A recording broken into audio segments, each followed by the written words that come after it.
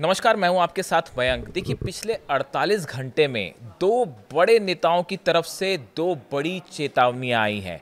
एक तरफ रूस के राष्ट्रपति व्लादिमीर पुतिन और दूसरे ईरान के सुप्रीम लीडर अली खामेनेई साहब। देखिए, मैंने दोनों मुद्दे पर मैं आज इस वीडियो में बात करूंगा। सबसे पहले मैं अली खामेनेई साहब की बात करता हूं। देखिए, मैंने वो वीडियो बनाया ही था कि उन्होंने 2 दिन पहले ही जो है ईरान को टेलीविज़न संदेश दिया और उसमें उन्होंने कई बड़ी बातें कही।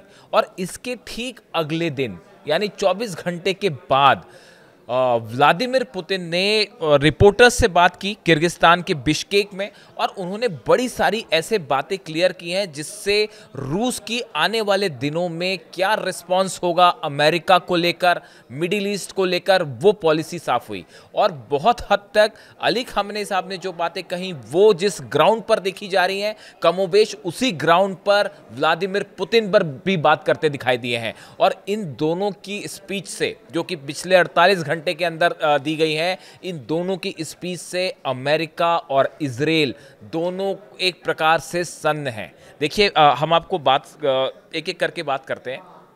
पहले मैं बात करता हूं व्लादिमीर पुतिन की। देखिए, पुतिन ने जो है वो एक प्रकार से यूक्रेन को एक फाइनल वार्निंग दे दी है। ये गुरुवार को बीता जो था उसमें किर्गिस्तान के बिश्केक में वो बोल रहे थे, रिपोर्टर्स को एड्रेस कर रहे थे, और वहाँ पे उन्होंने यूक्रेन को लेकर और मिडिल ईस्ट को लेकर कई सवालों के जवाब दिए। उन्होंने ये कहा, उन्होंने एक प्रकार से यूक्रेन को एक वार्निंग दी बड़ी, और उन्होंने कहा कि जो इलाके ऐसे हैं जहाँ पे अब रूस की सेना कब्जा कर चुकी है, अगर यूक्रेन उन जगहों को सरेंडर नहीं करेगा तो एक फाइनल अटैक हो सकता है यूक्रेन के ऊपर। ये उन्होंने एक बड़ी बात की, और खासकर उनका इशारा जो था वो लुहांस की तरफ था, दोनेट्स्क की तरफ था, खेरसॉन और ज़पोरिज़िया। ये वो 4 जगह हैं जहां पे रूसी सेना कब्जा कर चुकी है। थोड़ा सा इलाका बचा हुआ है, तो पुतिन ने साफ कहा कि ये चारों इलाके आप हमें सौंप दीजिए, उसके बाद ही बात आगे होगी। उन्होंने ये बात भी कंफर्म की कि ट्रंप के जो एडवाइज़र हैं विटकॉफ, वो रूस आ सकते हैं जल्दी, और रूस से उनकी चर्चा हो सकती है यूक्रेन युद्ध रोकने को लेकर। इस तरह की भी बात है। लेकिन पुतिन ने अपना स्टैंड साफ कर दिया है कि किसी भी सूरत में जब तक जो राज्य पे हमारा कब्जा है इलाके में, जब तक आप वो हमें नहीं सौंपेंगे, बात आगे नहीं बढ़ेगी। ये बात जो है वो पुतिन ने साफ कर दी है। यानी एक प्रकार से उन्होंने अपनी तरफ से अपनी शर्तें साफ कर दी हैं। अब देखिए, कुछ ऐसा ही जो है वो अली खामेनेई साहब ने भी कहा। उन्होंने टेलीविज़न नेटवर्क पे आए, उनका जो संदेश है वो मैंने आपको बताया ही था, वीडियो मैंने उस पर बनाया ही। उन्होंने देखिए जो पिच रखी अपनी, उस पर उन्होंने 2-3 बातें कही। उसमें एक बड़ी अहम बात थी जिसकी मैं पिछले वीडियो में चर्चा नहीं कर पाया।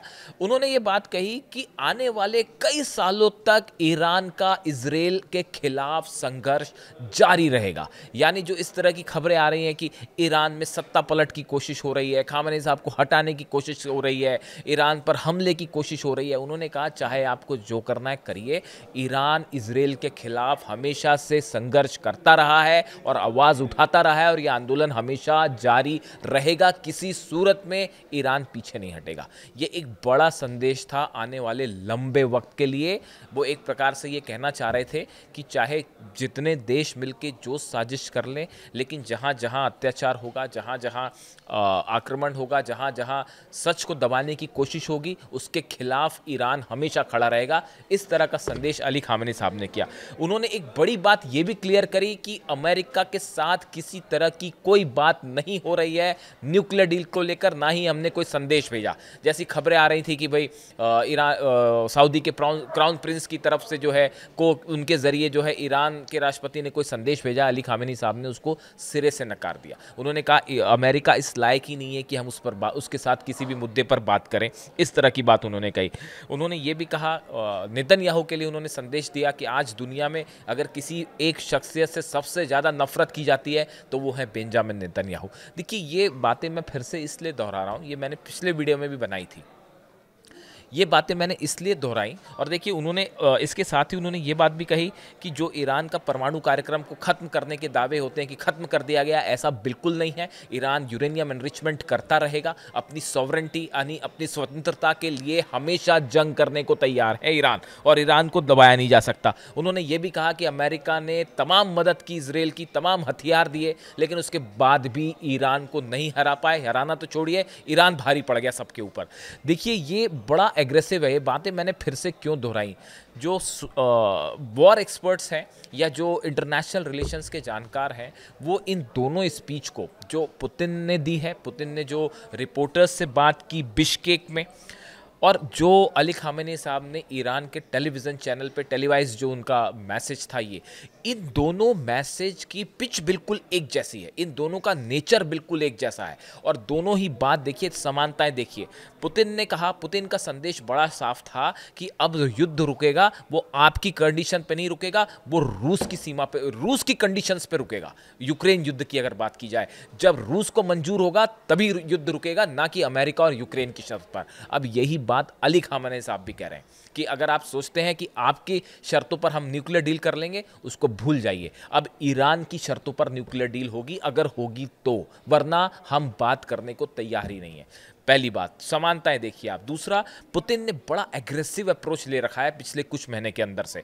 लगातार मिसाइल्स टेस्ट हो रही हैं, न्यूक्लियर मिसाइल टेस्ट कर ली, सबमरीन्स टेस्ट हो रही हैं, टॉर्पीडोज टेस्ट हो रहे हैं। आप ईरान को देखिए, आईसीबीएम टेस्ट हो रही है, नए ड्रोन्स टेस्ट हो रहे हैं, और नेवी की बात हो रही है। नेवी पे तो मैं एक अलग से वीडियो करूंगा आपको। ईरान ने नेवी के लिए, नेवी की दिशा में ज़बरदस्त काम किया है। और देखिए, आप अगर हथियारों की बात करें, पुतिन ने भी तेजी से एग्रेसिव स्टैंड लिया है, ईरान ने भी एग्रेसिव स्टैंड लिया है, और दोनों के नेताओं ने, अली खामेनी साहब ने भी और पुतिन ने भी ये स्टैंड अपना क्लियर किया कि अब जो भी बात होगी वो हमारी शर्तों पे होगी। आप तीसरी बड़ी बात देखिए, पुतिन जो है, उन्होंने ये बात हमेशा से साफ करी कि रूस जो है किसी दबाव में नहीं आएगा, ना ही चाहे अमेरिका हो, चाहे यूरोप हो, चाहे किसी भी तरह से कोई भी कोशिशें की जाए, उसको कतई स्वीकार नहीं है। नेशनल इंटरेस्ट फर्स्ट, बिल्कुल यही बात अली खामेनी साहब ने भी साफ कर दी है कि ईरान का नेशनल इंटरेस्ट फर्स्ट।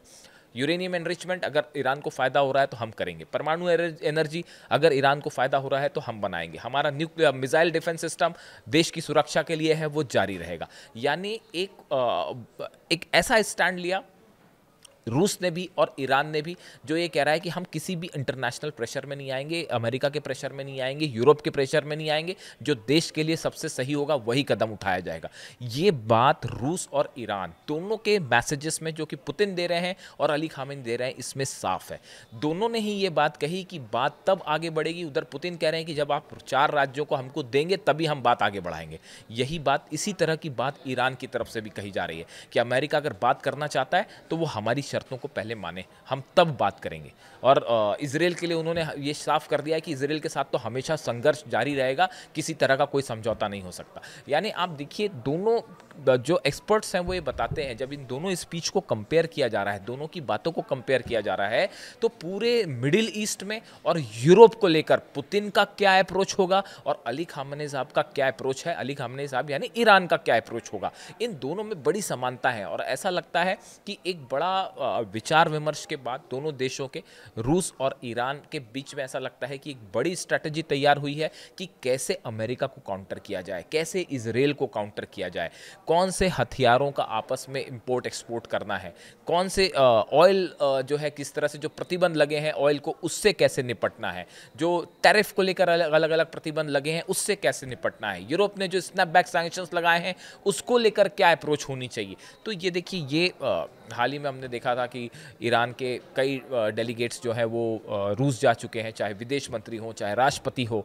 सबका दौरा हो चुका है विदेश का। और कई बैठकें रूस और ईरान के बीच में काफ़ी बैठकें हो चुकी हैं। न्यूक्लियर प्रोग्राम को लेकर भी बताया जा रहा है कि ईरान के कई साइंटिस्ट जो हैं 2 बार रूस जा चुके हैं और एक बड़े लेवल पर न्यूक्लियर कोऑपरेशन का प्रोग्राम चल रहा है। तो आप देखें, जो पिच रखी रूस ने, इसने एक टोन सेट किया है आने वाले कुछ दिनों के लिए कि रूस एक क्या स्टैंड लेना चाहता है पूरे मिडिल ईस्ट और यूरोप के पूरे मसलों को लेकर, यूक्रेन युद्ध को लेकर। और मिलता जुलता स्टैंड ही अली खामेनी साहब ने ले रखा है और दोनों ने बड़ा एग्रेसिव स्टैंड लिया हुआ है कि किसी भी सूरत में आप देखिए, डरना दुबाना, तो वो कह रहे हैं हम बात ही नहीं करेंगे साहब, अगर आप ससम्मान हमसे बात नहीं कर सकते, हम बात करने को ही तैयार नहीं है, चाहे आप लाख सैंक्शंस लगा लीजिए। इसका नतीजा ये है कि अमेरिका और इजराइल जो करवाना चाहते चाहते थे ईरान से, वो पॉलिसी फेल हो चुकी है। और इसीलिए अब देखिए दुविधा ये है कि अगर आप ईरान पर हमला करते हैं तो वो भारी पड़ सकता है, जैसा पिछले बार इसराइल पर हमला हुआ था। और अब की बार तो अली खामेनी साहब खुद इस तरह के इंडिकेशन दे चुके हैं कि अगर अब की बार जंग होगी तो रोका ही नहीं जाएगी, जंग सीजवार नहीं होगा, उसको अंजाम तक आर पार की लड़ाई लड़ी जाएगी। तो युद्ध छेड़ना भी आसान नहीं है। अगर आप युद्ध करते हैं तो उसके लिए भी मुंह की खानी पड़ेगी, और इस बार तो रूस और चाइना भी साथ में खड़े हो जाएंगे। पिछली बार की तरह ईरान अकेला नहीं होगा। यानी देखिए, जो इस वीडियो का मकसद है, उस वीडियो का मकसद रूस और ईरान क्या कह रहे हैं वो तो बताना था ही, लेकिन ये जो पॉइंट मैं रखना चाह रहा था कि पुतिन और अली खामेनी साहब, इन्होंने एक बड़े लेवल पे ऐसा लगता है कि रूस और ईरान के बीच में इन तमाम मसलों को लेके, इंक्लूडिंग सीरिया, कि इजराइल के को लेकर क्या रणनीति अपनानी है, अमेरिका को लेकर क्या रणनीति अपनाई जाए, हथियारों का कैसे एक्सचेंज होने हैं, इसको लेके एक बड़ी अंडरस्टैंडिंग के साथ ऐसा लगता है कि दोनों नेताओं के बयान सामने आए। इसीलिए ये कहा जा रहा है कि आने वाले दिनों में, और ये बयान जो अली खामेनी साहब ने कहा वो ट्रंप ने भी ध्यान से सुना, और कहा जाता है कि ट्रंप ने नए B2 बॉम्बर्स बनाने के आदेश दे दिए हैं, इस तरह की बात आई। नेतन्याहू ने भी खबरें हैं कि अली खामेनी साहब के बयान को अच्छे से सुना, और उसके बाद जो है वो चर्चा हो रही है इसराइल में कि अब आगे क्या करना है।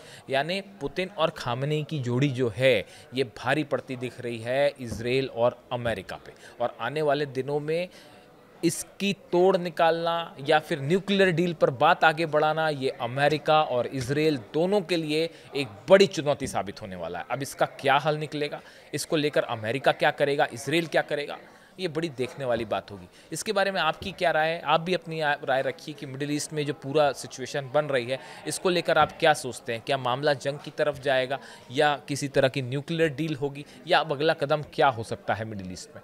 कमेंट करिए, बताइए। Thank you so much.